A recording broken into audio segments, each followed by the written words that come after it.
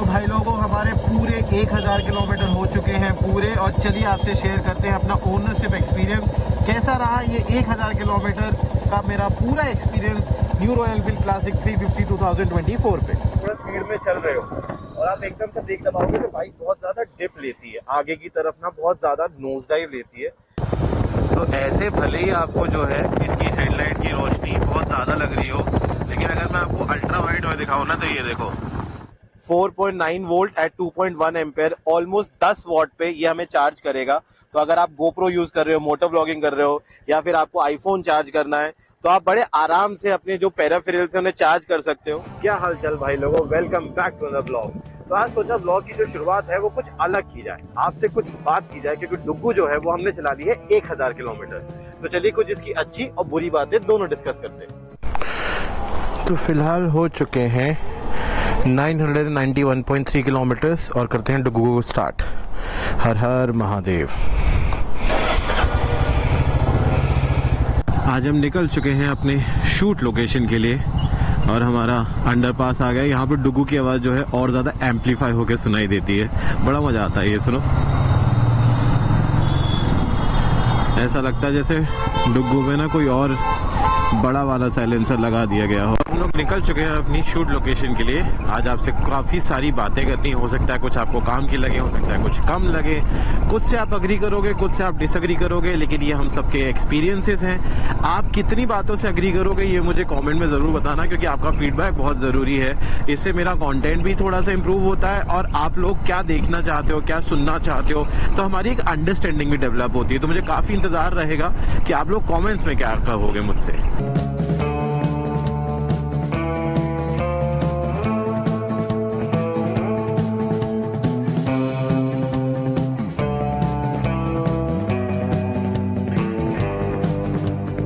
तो गाइस देखिए, डुग्गू को लगा दिया हमने पार्किंग में। अब आपसे करते हैं कुछ वन ऑन वन बातें, क्योंकि 1000 किलोमीटर चलाने के बाद मुझे कुछ बहुत अच्छी बातें पता लगी, कुछ थोड़ी सी कम अच्छी और कुछ एक्चुअली बुरी बातें।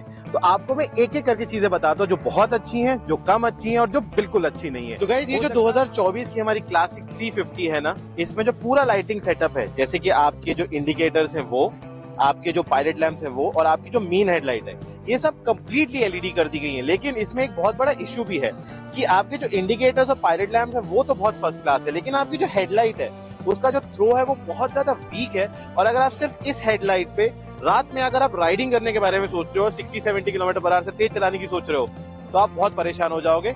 ये रहा फुटेज। तो ऐसे भले ही आपको जो है इसकी हेडलाइट की रोशनी बहुत ज्यादा लग रही हो, लेकिन अगर मैं आपको अल्ट्रा वाइड में दिखाऊं ना तो ये देखो, क्योंकि यहाँ पे और कोई रोशनी नहीं है, सिर्फ मेरी बाइक की हेडलाइट की रोशनी है तो काफी लगती है। लेकिन जो हेडलाइट है ना उसकी ओवरऑल विजिबिलिटी जो है वो बहुत ही ज्यादा पुअर है। और अब जैसे इसका हाई बीम ऑन है, अब मैं देखो इसको बंद करता हूँ, कोई फर्क नहीं पड़ रहा रोशनी पे। हाई बीम तो पता नहीं इसमें है ही क्यों, किस काम का है इस गाड़ी में हाई बीम, मुझे आज तक ये नहीं समझ में आया। तो गाइस इशू नंबर 2 जो मैंने फेस करा है वो फिट एंड फिनिश है।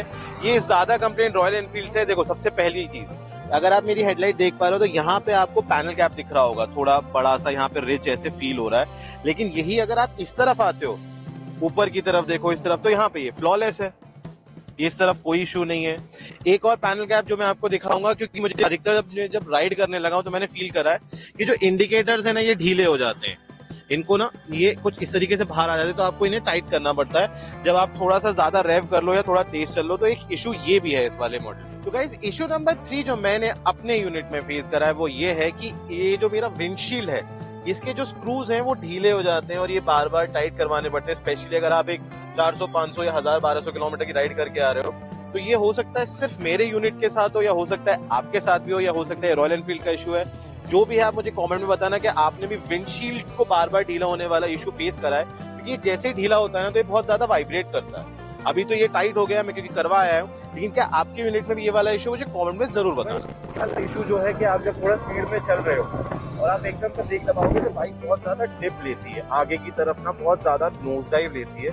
जबकि अगर आप मेजरली पीछे का जो ब्रेक है उसे यूज करोगे तो आप इस चीज से बच सकते हो। अगर आप थोड़ा एक्सट्रीम मतलब थोड़ा गाड़ी को पुश कर रहे हो, जो कि आपको नहीं करना चाहिए, तो फ्रंट वाले ब्रेक को कम से कम दबाना, तो आप डाइव जो डिप होता है उससे बचे रहो। तो गाइस ऐसा नहीं है कि डुग्गू में सारी चीजें बुरी हैं, जो बहुत अच्छी चीजें हैं वो तो बहुत ही ज्यादा अच्छी, जिनमें सबसे पहली अच्छी चीज जो है वो इस मॉडल में आई है। ये यहाँ पे आता है ट्रिप एफ, जैसे कि आप लोग देख पा रहे हो।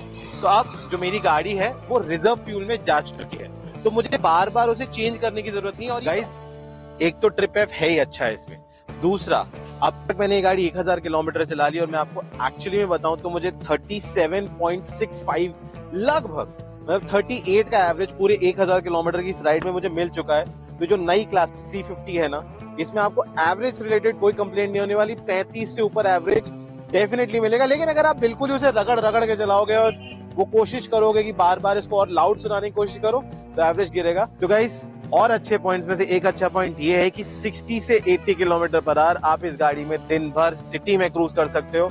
और अगर आप लॉन्ग राइड पे जा रहे हो, जैसे कि आप बहुत जल्द जाने वाले हैं, तो आपको उसके लिए चैनल पे बने रहना है, चैनल को सब्सक्राइब करके रखना है। तो अगर हम लॉन्ग राइड पे जाने वाले हैं तो भाई साहब आराम से 90 किलोमीटर पर आवर आप दिन भर मेंटेन कर सकते हो। और उस 90 किलोमीटर पर आवर पे भी ये आपको आराम से 35 प्लस का एवरेज देगी। तो आप इकोनॉमिकली बिना वाइब्रेशन के कंफर्टेबली और राजाओं की तरह लंबा क्रूज का मजा ले सकते हो। कह रहे हैं भाई 80 पे वाइब्रेशन आता है, भाई मुझे तो कोई वाइब्रेशन कहीं भी कैसा भी फील नहीं हो रहा और मैं तो आराम से लंबा क्रूज कर सकता हूँ और बिना गियर गिराए आराम से ओवरटेक कर सकती है गाड़ी। मतलब ये गाड़ी उतनी निम्बल है जितनी KTM की बाइकें होती हैं। आराम से ये देखो, कोई गियर नहीं बदला है, क्लच पे कहीं हाथ नहीं है, आराम से डुग्गू 60-70 इस टाइप के रोड पे आप एफर्टलेसली क्रूज कर सकते हो। तो 80 किलोमीटर पर आवर इतना प्यारा स्वीट स्पॉट है कि क्या ही कहने। तो भाई जैसे कि आप लोग देख पा रहे हो मैं तो बहुत आराम से बैठा हूँ। आओ अभिषेक भैया। अब अभिषेक भैया भी बैठ गए, हम दोनों खूब लंबे चौड़े आदमी हैं और आराम से बैठे हो आप भैया। और जो बैक रेस्ट है उससे मदद हो रही है। तो अगर दो लोग लंबा ट्रैवल करना चाहते हो तो बैक रेस्ट लगवा लो अपनी क्लासिक 350 पे और लंबा ट्रैवल दो लोग बहुत आराम से कर सकते। इस वाले मॉडल के बहुत अच्छे होने का एक और रीजन ये भी है कि देखो यहाँ पे अब ट्रिप एफ चालू हो चुका है। अब जैसे कि आप लोग देख पा रहे हो कि ट्रिप एफ ऑटोमेटिकली स्टार्ट हो गया और यहाँ पे मेरा टर्न बाय टर्न जो है ट्रिपर नेविगेशन। और ये देखो इसमें सबसे अच्छी बात क्या है कि अभी मैंने अपने घर का नेविगेशन लगा रखा है, तो टर्न बाय टर्न बता भी रहा है कि कितने मीटर के बाद टर्न है और ETA भी दिखा रहा है। और अगर आपको ये नहीं देखना तो नेविगेशन बंद कर दो, ये हमेशा आपको टाइम दिखाता रहेगा।